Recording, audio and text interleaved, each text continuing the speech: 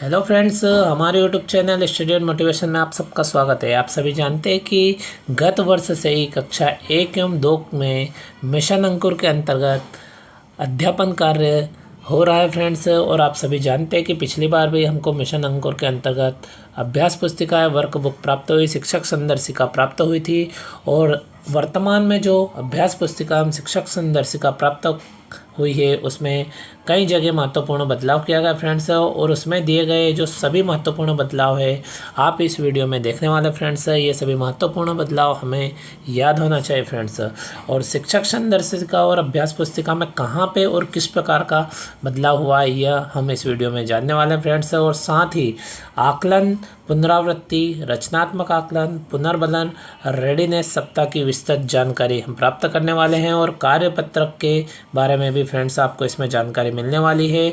और जो आकलन 6 दिनों में होना है उसकी क्रमशः दिनवार दिवसवार जानकारी मिलने वाली फ्रेंड्स। और यदि आपने अभी तक हमारे YouTube channel study and motivation को सब्सक्राइब नहीं किया तो फ्रेंड्स FLN संबंधित समस्त जानकारी प्राप्त करने के लिए, साथ ही गवर्नमेंट वैकेंसी एवं स्टडी मोटिवेशन संबंधी समस्त नोटिफिकेशन प्राप्त करने के लिए आप हमारे YouTube channel study and motivation को तुरंत सब्सक्राइब करें और वीडियो दोस्तों के साथ शेयर करें। फ्रेंड्स, आप स्क्रीन पर देख पा रहे हैं कि कक्षा 1 एवं 2 के लिए जो हिंदी भाषा एवं गणित के लिए शिक्षक संदर्शिका प्राप्त हुई है उसमें एक इस प्रकार से पेज दिया गया है जो आप देखें, जिसमें लिखा हुआ है अंकुर शिक्षक संदर्शिका गणित, यानी गणित, हिंदी एवं अंग्रेजी के लिए जो शिक्षक संदर्शिका है उसके लिए आप सभी जानते हैं पाठ्य पुस्तक, शिक्षक संदर्शिका में जो दी गई पाठ्य योजना है उसमें बदलाव एवं बच्चों के लिए अभ्यास पुस्तिका एवं गणित किट, ये चारों चीज़ें फ्रेंड्स साथ चलने वाली है। क्योंकि जो शिक्षक संदर्शिकाएँ है ये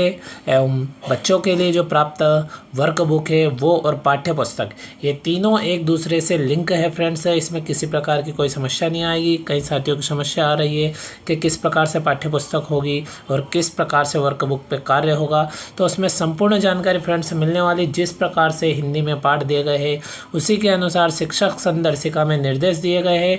और जो कक्षा 1 एवं 2 की हिंदी की वर्क बुक है उसमें उसी क्रमानुसार पाठ के अनुसार प्रश्नोत्तर एवं उससे संबंधित जानकारी फिल करने को कहा गया फ्रेंड्स। और जो गणित किट है ये भी आपको प्राप्त हुई होगी फ्रेंड्स। एक बॉक्स प्राप्त हुआ है जिसमें आपको शंकु, बेलन, आयत, वर्ग जैसे संपूर्ण आकृति एवं संख्यात्मक कार्ड, इस प्रकार की कई चीज़ें मिली होगी फ्रेंड्स।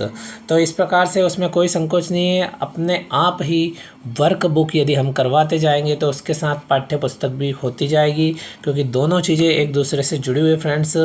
इसी क्रम में हम आगे बढ़ते हैं तो सर्वप्रथम जो सप्ताह दिए गए हैं उसकी बात कर लेते हैं फ्रेंड्स। जब आप अपनी अभ्यास पुस्तिका देखेंगे फ्रेंड्स विशेष है तो उसमें जो किए गए महत्वपूर्ण बदलाव में जो सप्ताह 1 से लेके 4 तक रेडीनेस सप्ताह के रूप में दिया गया है, यानी फ्रेंड्स जो कक्षा 1 एवं 2 है उसके लिए सप्ताह की वर्कशीट दी गई है, वो बच्चों को तैयार करने के लिए, रेडी करने के लिए रेडीनेस सप्ताह के रूप में दी गई फ्रेंड्स। इसी क्रम में हम 4 के बाद आगे बढ़ते हैं तो सप्ताह 5 से लेके 29 तक जो आपकी नई वर्कशीट है उसमें जो सप्ताह 5 से लेके 29 तक जो जानकारी दी गई है उसमें आप देख सकते हैं सप्ताह 5 से प्रत्येक सप्ताह के 6ठे दिन रचनात्मक आकलन करेंगे, आवश्यकता अनुसार पुनर्बलन भी करेंगे। तो फ्रेंड्स, रचनात्मक आकलन की हम बात करें तो जो सप्ताह दिए गए वो सप्ताह 6 दिनों का माना गया, उसमें 5 दिन हमको अभ्यास कार्य करवाना है, हम 6ठे दिन उसके रचनात्मक आकलन करना है। और रचनात्मक आकलन के लिए 6ठा दिन उसमें दिया गया फ्रेंड्स। और उसी प्रकार से उसमें वर्कशीट तैयार की गई है जो आकलन के अनुरूप ही है। अब आवश्यकता अनुसार पुनर्बलन की बात करें तो फ्रेंड्स, अब पुनर्बलन से तात्पर्य है यदि जो बच्चा है वो उस कार्य को 5 दिन जो दिया गया कार्य उस कार्य को पूर्ण नहीं कर पाता है तो 6ठे दिन जब हम रचनात्मक आकलन कर लें उसके बाद में हमको जो बच्चा कमज़ोर है उस पर पुनः प्रयास करना है, अर्थात पुनर्बलन करना, पुनः प्रयास करना है एवं वो बच्चा वह कार्य पूर्ण कर सके, इस प्रकार से उसका शिक्षण कार्य करवाना है। और साथ ही जो रचनात्मक आकलन के लिए कार्यपत्रक है वो आपकी जो शिक्षक संदर्शिका है उसमें दिया गया है। इसी क्रम में फ्रेंड्स हम आगे बढ़ते हैं तो जो सप्ताह 10, 20 एवं जो 30 है जो बच्चों की वर्कशीट में दिया गया है वह पुनरावृत्ति एवं आवधिक आकलन के रूप में दिया गया है। यानी फ्रेंड्स, पुनरावृत्ति से तात्पर्य यदि बच्चे काम को कर नहीं पा रहे, उन्हें कहीं दिक्कत आ रही है, तो उस कार्य को पुनः करवाया जाए, उस कार्य की पुनरावृत्ति करवाई जाए, यानी रिवीजन करवाई जाए। और आवधिक आकलन सप्ताह दिया गया है। आवधिक आकलन किस प्रकार से करना है, इसका पूरा डिटेल हम सप्ताह से आगे वीडियो में जानने वाले हैं। इसी क्रम में फ्रेंड्स हम देखें तो जो पहले हमें जो अभ्यास पुस्तिका प्राप्त हुई थी कक्षा 1 एवं 2 के लिए, उसमें सप्ताह 12, 18, 24, 30 या 31 में पुनरावृत्ति एवं आकलन सप्ताह के रूप में दिया गया है। यानी फ्रेंड्स, जो पिछली बार कक्षा 1 एवं 2 के लिए जो अभ्यास पुस्तिका प्राप्त हुई थी, उसमें 4 बार आवधिक आकलन किया गया था। किंतु वर्तमान में जो इस सत्र में प्राप्त पुस्तकें कक्षा 1 एवं 2 के लिए, उसमें तीनों विषय में, कक्षा 1 के तीनों विषय तथा कक्षा 2 के तीनों विषय में सप्ताह 10, 20 एवं 30 को आवधिक आकलन के रूप में दिया गया है। और पुनरावृत्ति से तात्पर्य फ्रेंड्स आप समझ गए, बच्चे का यदि आवधिक आकलन लिया जाता है और उसके बाद कमज़ोर पाया जाता है, तो जहां बच्चा कमज़ोर पाया गया है उस जगह हमको उसको पुनर्बलन यानी पुनरावृत्ति के रूप में कार्य करना है और वो चीज़ें उन्हें सिखाना है ताकि उसमें सुधार हो सके। इसी क्रम में फ्रेंड्स आगे बढ़े तो अभी हमारी बात हुई थी कि आकलन कैसे करना है। तो आप देख सकते हैं आकलन किस प्रकार से करना है। जो आकलन बहुत ही महत्वपूर्ण है फ्रेंड्स है, इसका रिकॉर्ड संधारित करना है। तो सबसे पहले जो हम जानते हैं कि आकलन के लिए हमें 6 दिन मिलने वाले हैं, तो जो पहले 2 दिन है यानी फर्स्ट वाले 2 दिन है, उसमें हमको अवधारणाओं की पुनरावृत्ति करवाना है।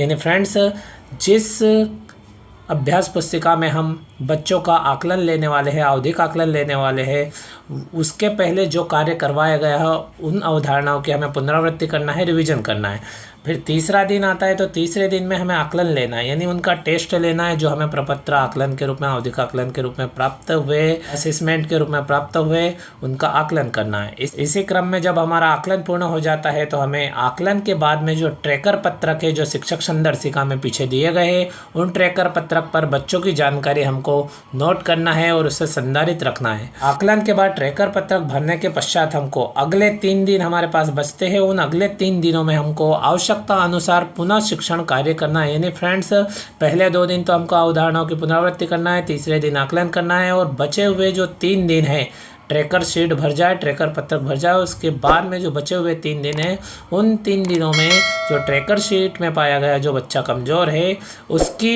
उसके लिए आवश्यकता अनुसार पुनः प्रयास करना है। इसी क्रम में जो अभ्यास पुस्तिका में बदलाव हुए वो महत्वपूर्ण बदलाव आप स्क्रीन पे देख सकते हो, नोट कर सकते हो, स्क्रीनशॉट ले सकते हैं। देखिए, बच्चों की अभ्यास पुस्तिका में अभ्यास कार्य पत्रक उसके उपयोग के अनुसार क्रम में व्यवस्थित किए गए हैं एवं आकलन कार्यपत्रक और संवर्धन कार्यपत्रक को अभ्यास पुस्तिका में सप्ताह 29 के बाद क्रमशः संकलित किया गया है।